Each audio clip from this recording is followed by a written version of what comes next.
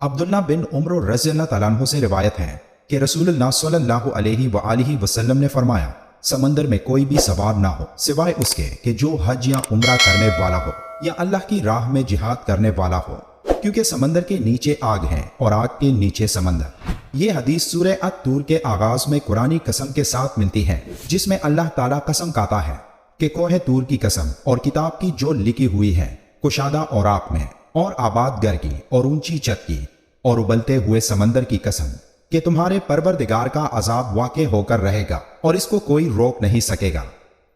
जब अजीमुशान कुरान नाजिल हुआ तो अरब जलते हुए समंदर की कसम खाने का मतलब नहीं जान सके, क्योंकि जना का मतलब है आग से तबाह करना या नुकसान पहुंचाना।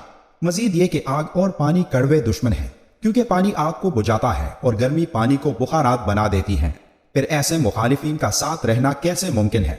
ये कैसे मुमकिन है कि मुखालिफ मुत्तहिद हो जाए और इनमें से कोई एक दूसरे पर गालिब आ जाए? इसके बाद अरबों ने इस सारे मामले को कयामत तक ले जाने की कोशिश की। इसकी रोशनी में जो सूरह अत-तकवीर के बाब में मज़कूर है, जिसमें अल्लाह ताला फरमाता है, और जब समंदर जल जाएंगे। इस आयत में लफ्ज सुज्जरत इस्तेमाल किया गया है, जो लफ्ज तस्जीर से निकला है।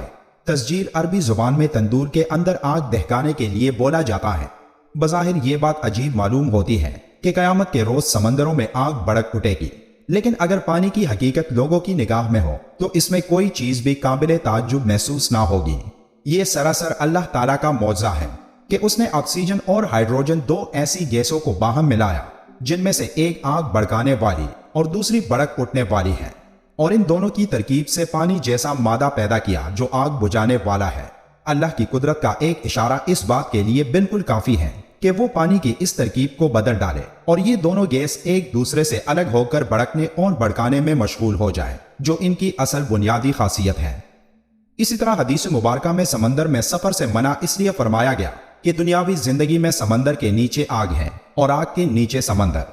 रसूलुल्लाह सल्लल्लाहु अलैहि वसल्लम ने अपनी जिंदगी में कभी समंदर पर कश्ती में सफर नहीं किया, तो किस चीज ने आपको किसी गैब की बात करने पर मजबूर किया, सिवाय इसके कि अल्लाह ताला ने आपको ऐसा करने का हुक्म दिया हो। अल्लाह ताला को अपने जामे इल्म से मालूम था कि एक दिन इंसान इस हैरत अंगेज साइंसी हकीकत को दरियाफ्त कर लेगा, इसलिए उसने कुरान करीम में इस बात का तज़किरा किया और अपने नबी करीम सल्लल्लाहु अलैहि वसल्लम को इसके बारे में आगाह किया, ताकि ये इस बात पर ताकीद करने वाली निशानी बनकर रह जाए। कुरान अल्लाह का कलाम है और इस पर इसके आखिरी नबी के कलमात नाजिल हुए।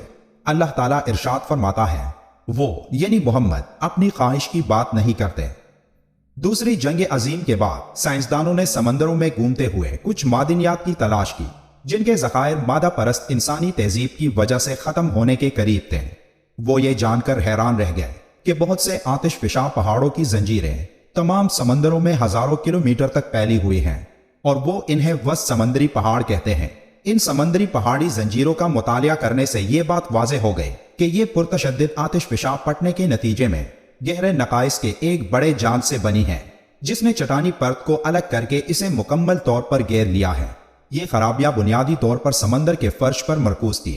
इसके अलावा ये भी वाज़ेह हो गया कि उन आतिश फिशाओं की तबाही का ये जाल तकरीबन 64,000 किलोमीटर से ज्यादा तक फैला हुआ है और इनकी गहराई तकरीबन 65 किलोमीटर तक पहुंच जाती है, जो पथरीली परत में घुसकर कमजोर तह तक पहुंच जाती है, जिसे एक कमजोर जोन यानी एस्टेनियोस्फेयर कहा जाता है, जिसमें चट्टानें जुज़वी तौर पर पिघली हुई हालत में होती हैं, जिनमें निस्बतन ज्यादा कसाफत और गाढ़ापन होता है।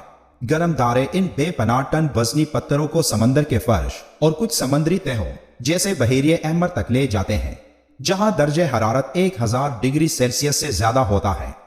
इन चट्टानों का तखमीना लाखों टन है, जो समंदर के पानी को दाएं और बाएं तरफ धकेलते हैं, एक ऐसी हालत में जिसे साइंसदानों ने समंदर और समंदर के फर्श को फैलाने और दोबारा तश्कील देने की हालत कहा है। इसके नतीजे में फैलने वाले इलाके इस मैग्मा से भरे हुए हैं, जो समंदर की तहों में आग की तरफ ले जाता है।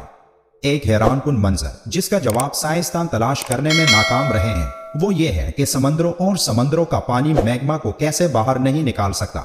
मजीद ये कि ये कैसे मुमकिन है कि ये मैग्मा अपने शदीद दर्जे हरारत के बावजूद समंदरों को बुखारात बनाने से कासिर है।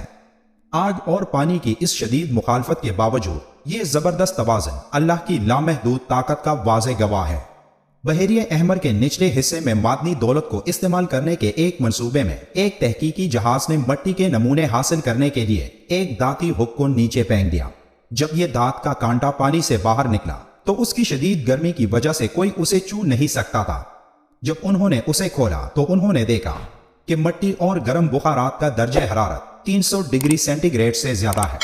इसलिए साइंसदानों को मालूम हुआ कि समंदरों की तहों में आतिशफिशा पड़ना और कुछ समुद्री तह जमीन पर पाए जाने वाले आतिशफिशा से बहुत ज्यादा है। और ये वाज़ेह सबूत के साथ साबित हुआ कि अल्लाह ताला ने जमीन से तमाम पानी निकाला। मजीद ये कि एस्टेनोस्फेयर में मैग्मा और इसके नीचे पानी की एक बहुत बड़ी मिकदार मौजूद है जो जमीन की सतह पर मौजूद तमाम चीजों से ज्यादा है।